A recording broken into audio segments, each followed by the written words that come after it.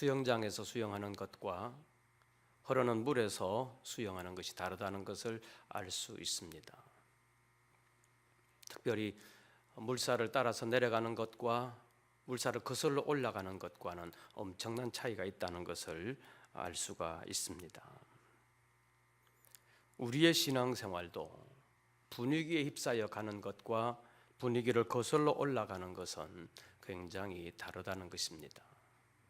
한국교회의 사정을 보면 70년대는 신앙생활하기가 조금 편했던 때라고 말할 수 있습니다. 전도하기도 좀 좋았던 때라고 말할 수 있습니다. 전도하면 많은 사람들이 교회에 대한 호감을 가지고 교회로 몰려들었습니다. 그리고 그때는 교회만 지으면 사람들이 온다, 그런 얘기들까지 있었습니다. 그런데 지금은 굉장히 다르지요. 교회에 대한 시각이 굉장히 달라진 것을 우리가 볼 수 있습니다. 그래서 많은 사람들이 믿지 아니하는 사람들 앞에서 내가 예수 믿는 사람이라는 것을 스스로 나타내기가 어려워지는 그런 시대에 우리가 살아가고 있습니다. 오늘 본문 말씀을 보면 이방 나라들이 분노하고 민족들이 헛된 일을 꾸민다 그랬는데, 그 분노하고 소란스럽게 꾸미는 그들의 일이 어떤 일입니까? 2절 말씀을 보면 세상의 군왕들이 어떻게 하며 나서며 적극적으로 일을 도모한다는 것입니다. 어떤 일을 만났을 때 뒤로 빠지는 것이 아니라 앞으로 나서면서 일을 하는 것을 말합니다. 또 관원들이 서로 꾀하여 말하기를 여호와와 그의 기름 부음 받은 자를 뭐하며 대적하며 우리가 그들의 맨 것을 어떻게 하고 끊고 그의 결박을 어떻게 하자 벗어버리자 하는도다. 하나님과 그의 기름 부으신 자 메시아를 대적한다라고 말합니다. 하나님을 대적한다. 그리고 우리가 그들의 먼 것을 끊고 그들의 결박을 벗어버리자, 그렇게 말한다는 것입니다. 다시 말하면 하나님이 우리를 얽어매는 것 우리가 지킬 필요가 있냐?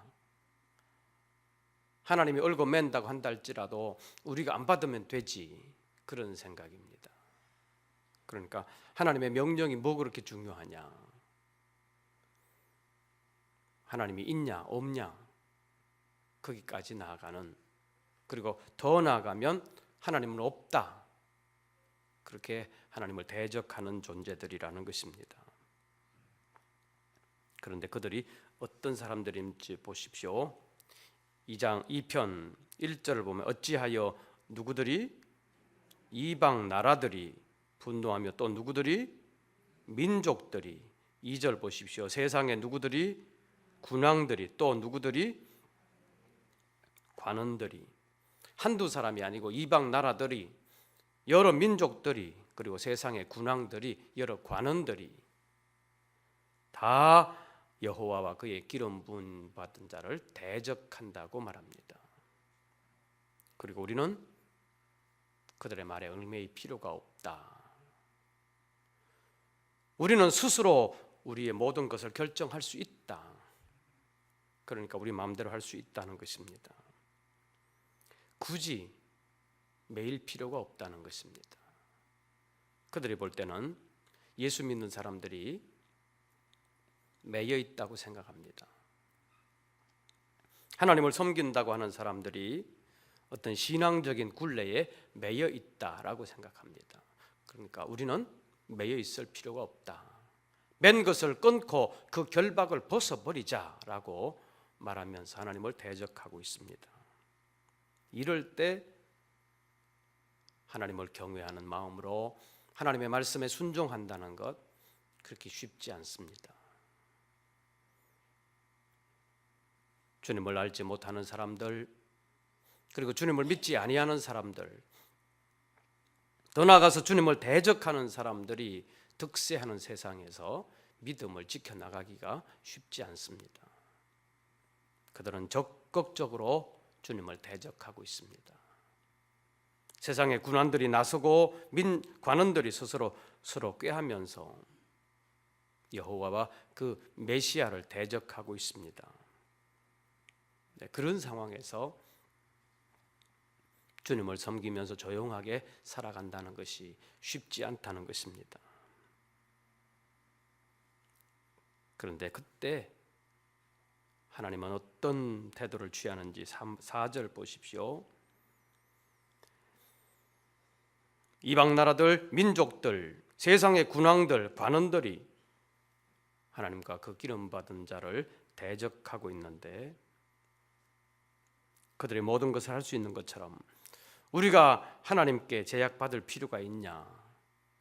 우리 마음대로 살아갈 수 있다. 그렇게 말하고 있는 그들을 향하여 4절 말씀을 보면 하늘에 계신 자가 어떻게 하심이요? 웃으심이요. 주께서 그들을 어떻게 하시리로다? 비웃으시리로다. 세상적인 표현으로 한다면 놀고 있다는 것입니다. 그들은 서로 꾀하고 서로 협력해서 우리 마음대로 할 수 있다 이렇게 말하고 있음에도 불구하고 하나님께서는 웃기고 있다 그렇게 말씀하고 있습니다.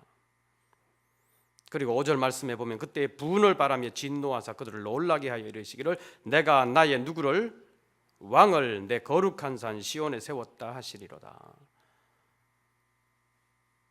왕이 자기 마음대로 하는 것 같지만 왕을 세우신 이는 하나님이시라는 것입니다. 그리고 하나님의 마음에 합한 왕, 그를 거룩한 산 시온에 세웠다라고 말씀하십니다. 하나님의 전능하심 그리고 하나님의 온 세계를 통치하심을 여기에서 말씀하고 있습니다. 그러면서 하나님의 아들에 대한 예언을 하고 있습니다. 7절 말씀해 보면 내가 여호와의 명령을 전하노라 여호와께서 내게 이르시되 너는 내 무엇이라? 아들이라. 오늘 내가 너를 낳았도다. 내게 구하라. 내가 이방 나라를 내 유업으로 주리니 내 소유가 땅끝까지 이르리로다. 내가 무엇으로? 철장으로 쇠막대기입니다. 철장으로 그들을 깨뜨림이요 질그릇같이 부수리라 하시도다.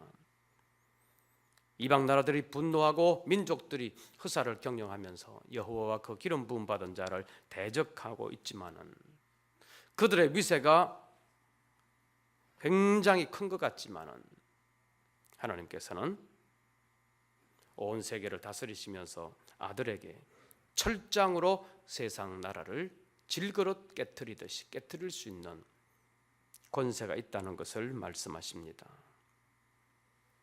그러니까 세상의 대적을 하나님께서는 두려워하시지 않는다는 것입니다. 이것은 메시아에 대한 예언, 그리스도에 대한 예언을 말씀하십니다. 그래서 궁극적으로는 이 예언의 말씀이 예수 그리스도에게서 이루어진 것입니다. 그리고 또 앞으로 이루어질 것입니다. 초림하신 예수 그리스도께서 이 말씀을 일부 이루셨고 또 재림하셔서 이 말씀을 완전히 이루실 것입니다. 그래서 요한계시록에도 이 말씀이 예언되어 있는 것을 볼 수 있습니다. 초림으로 그리고 재림으로 이 말씀을 주님께서 완전히 이루실 것입니다. 그런데 이 말씀은 예수님에게만이 아니라 오늘을 살고 있는 우리에게 주시는 특별한 은총이기도 합니다. 왜냐하면 예수님께서 우리의 신분을 특별하게 말씀하시지요.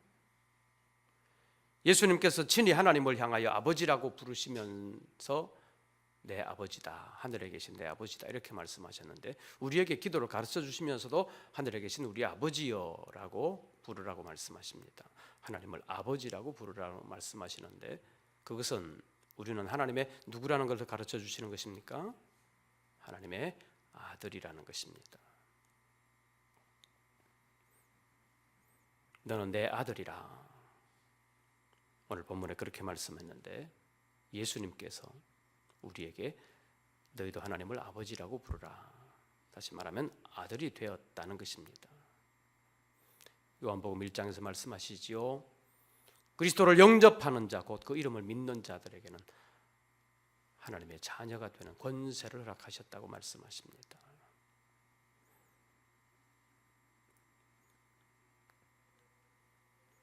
그것을 위하여 이 땅에 오신 예수님께서 요한복음 제15장에서 이제부터는 내가 너희를 종이라 하지 아니하고 너희를 친구라 한다라고 말씀하십니다. 장차 철장으로 만국을 다스리시면서 세상을 굴복시키실 그 주님께서 주님의 말씀대로 살아가는 사람들에게 너는 내 친구다라고 말씀하십니다. 종이 아니라는 것입니다. 그리고 그 친구를 위하여 목숨을 버리는 가장 큰 사랑을 우리에게 베풀어 주셨다는 것입니다. 그래서 예수 그리스도의 초림 그리고 십자가의 사건은 우리를 가장 귀한 친구로, 가장 사랑하는 친구로 삼아 주신 것을 보여주시는 역사적인 증거라는 것입니다. 그런 측면에서 우리는 하나님께 감사해야 되고 예수 그리스도의 사랑에 빚진 자가 된 것입니다. 이것이 하나님의 은혜입니다. 하나님께서 이것을 위하여 이 땅에 예수 그리스도를 보내셨습니다. 우리를 위하여 목숨까지 내어주셨습니다. 이 사랑을 마음에 다시 한 번 더 생각하시면서 지난날 우리가 하나님을 처음 알게 되었을 때 예수 그리스도가 나의 구주라는 사실을 처음 깨닫게 되었을 때 받았던 그 기쁨, 감격, 그것을 다시 한 번 더 생각하면서 장차 주님께서 다시 오시는 그날 이 말씀을 이루어 주셔서 너는 내 친구다 그렇게 말씀하시면서 주님의 영광에도 참여하게 하실 때 우리는 너무나도 감격스럽게 그 나라를 함께 유업으로 두면서 주님과 함께 영원히 왕노릇하게 될 줄로 믿습니다. 그것을 인하여서 감사하는 하나님의 사람들 되시기를 바랍니다. 그리고 그 예수님께서 요한계시록 제3장에 있는 말씀을 보면 라오디게아 교회에 편지하면서 이기는 그에게는 내가 내 보좌에 함께 앉게 하여 주겠다고 약속하셨습니다. 아버지께서 내게 아버지 보좌에 함께 앉게 하신 것처럼 나도 이기는 그를 내 보좌에 함께 앉게 하여 주겠다고 말씀하십니다. 하나님의 영광에 참여케 하신다는 것입니다. 이것이 특별한 은총입니다. 세상은 비록 하나님을 대적하고 예수 그리스도를 대적하고 있지만 그 분위기 속에서도 두려워하지 아니하고 주님을 따라가면 주님의 말씀에 순종하면 하나님께서는 분명한 복으로 함께해 주신다는 것입니다. 그리고 아무리 세상 나라들이, 민족들이, 왕들이, 관원들이 다 함께 협력하여 대적하여 일어난다 할지라도 하나님의 권세에는 당하지 못한다는 것입니다. 하나님께서 웃으신다, 비웃으신다라고 말씀하십니다. 그래서 하나님께서 진노하시는 그날 대적하는 모든 자들은 다 하나님의 심판으로 멸망을 당하고 순종하는 자들, 하나님께 피하는 자들은 하나님께서 특별한 복을 주신다는 것입니다. 시편 제2편 마지막 문장을 보십시오. 제가 상반절을 보면 여러분들 하반절을 보십시오. 그의 아들에게 입맞추라. 그렇지 아니하면 진노하심으로 너희가 길에서 망하리니 그의 진노가 급하심이라. 아멘. 대적하는 사람들이 아무리 많다 할지라도 그리고 아무리 강하다 할지라도 누구에게 피하는 것이 복이다? 여호와께 피하는 모든 사람은 다 복이 있도다. 이방 나라들이, 민족들이, 군왕들이, 관원들이 스스로의 세상적인 힘을 가지고 일어나 하나님을 대적하는 분위기를 볼 때 주님을 따라가고 주님의 명령에 순종하는 것이 어리석어 보입니다. 세상 권력에 빌붙어야만 살아갈 수 있을 것 같습니다. 그래야만 욕을 안 먹을 것 같습니다. 그러나 그런 상황에서 하나님의 말씀을 붙들고 하나님 앞에서 살아가는 사람에게 하나님께서 복을 주신다고 말씀하십니다. 또 하나님을 대적하는 자들이 무소불위의 권력을 가지고 있는 것 같지만 그들의 멸망은 급하다는 것입니다. 왜냐하면 하나님의 진노가 급하시기 때문입니다.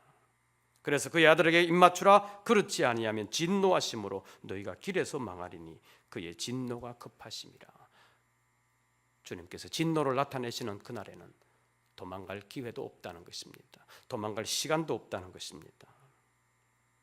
그래서 환경이 좀 어려워도 뒤로 물러서거나 낙심하지 아니하고 또 분위기가 주님을 섬기는 분위기가 아니라 할지라도 우리만큼은 믿음을 가지고 세상 물결 가는 대로 휩쓸려 가지 아니하고 오직 주님의 말씀대로 순종하면서 주님께로 가까이 나가고 주님께 어려울 때마다 피하고 그래서 주님의 보호를 받고 인도를 받으면서 마침내는 승리하고 하나님께 복을 받는 우리 모든 권속들 되시기를 바랍니다. 전도하려고 할 때 어렵지요. 지금의 상황이 1절과 2절과 같습니다. 이방 나라들이 민족들이 분노하면서 요란하게 일들을 꾸미고 있습니다. 하나님을 대적하는 분위기가 강한 것입니다. 그들은 하나님보다 더 강한 것처럼 우리가 그 맨 것을 끊고 결박을 벗어버리자. 우리는 성경이라는 또 예수 믿는 사람들의 그런 법이라는 거기에 얽매일 필요가 없다. 우리는 마음대로 할 수 있다. 그렇게 주장하는 사람들이 이 땅에는 많습니다. 그러나 그들의 그 권세에 대하여 하나님께서는 진노하실 것을 이미 말씀하십니다. 때가 되면 하나님의 진노가 나타날 것인데 너희가 길에서 망할 것이다. 다시 말하면 무한정 그들을 기다려 주시지는 않는다는 것입니다. 그래서 지금 여러 가지 분위기상 믿음을 지켜나가는 것이 어렵고 또 복음을 전하여서 그들을 구원하는 것은 더 어렵고 그래서 전도를 하고 싶은 마음은 있지만 막상 하려고 하면 잘 안 되는 그리고 자신이 없는 그래서 막상 실천하지 못하는 그런 경우가 많이 있습니다. 그러나 두려워하지 마시기를 바랍니다. 만국을 철장으로 다스릴 주님께서 끝까지 대적하는 자들을 철장으로 질그릇 깨트리는 것처럼 깨뜨리시고 이 땅에 주님의 나라를 이루시고 주님의 영광을 나타내어 주실 줄로 믿습니다. 그날에 주님의 말씀에 순종한 자들에게 영광스러운 상급으로 갚아주실 줄로 믿습니다. 믿게 된 것이 우리의 노력이나 우리의 어떤 지혜에 있지 않습니다. 하나님의 은혜입니다. 하나님의 은혜로 말미암아 우리는 구원함을 받았습니다. 그래서 하나님의 은혜를 생각하면서 감사하고 아무리 세상이 강한 것 같아도 세상 권세는 오래가지 않는다는 것을 기억하면서 믿음의 새 힘을 얻고 하나님의 나라를 바라보는 믿음으로 끝까지 주님을 붙드는 믿음의 사람들 되시기를 바랍니다. 12절 마지막 문장 다시 한번 더 보십시오. 누구에게 피하는 자는 여호와께 피하는 어떤 사람은 모든 사람은 다 무엇이 있도다 복이 있도다. 여호와께 피하는 모든 사람은 다 복이 있도다. 하나님께 피하는 사람이 복이 있다는 것입니다. 오늘 문상 다녀오면서 여러 가지를 생각해 봤습니다. 사람이 구원을 얻는다는 것 사실 하나님의 특별한 은총입니다. 하나님께서 우리의 지혜대로만 그리고 우리의 고집대로만 내버려 두셨다면 구원받을 사람이 몇 사람이나 되겠습니까? 세상은 그때나 지금이나 여호와와 그 기름 부음 받은 자를 대적하고 있습니다.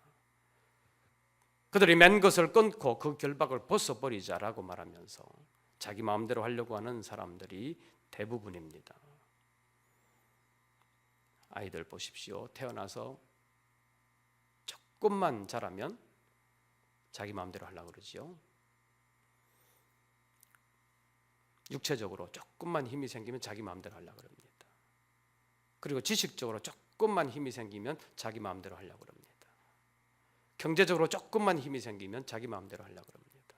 정치적으로, 사회적으로 어떤 힘만 조금만 주어지면 자기 마음대로 하려고 합니다. 그 세상에 우리가 살아가고 있습니다. 그러나 하나님께서는 우리를 사랑하셔서 우리가 마음대로 하도록 버려두지 아니하시고 우리를 불러서 구원해 주셨습니다. 때문에 우리가 세상을 두려워하지 아니하고 주님께서 우리를 구원하셨음을 믿고, 그리고 끝까지 대적하는 자들은 마지막 때 심판하실 것을 믿고, 여호와께 피하는 모든 사람은 다 복이 있다. 그 사실을 생각하면서 믿음의 담력을 가지고 주님의 말씀에 순종하면서 승리하는 우리 모든 권속들 되시기를 주의 이름으로 축원합니다. 우리 찬송 부르시고 기도하겠습니다.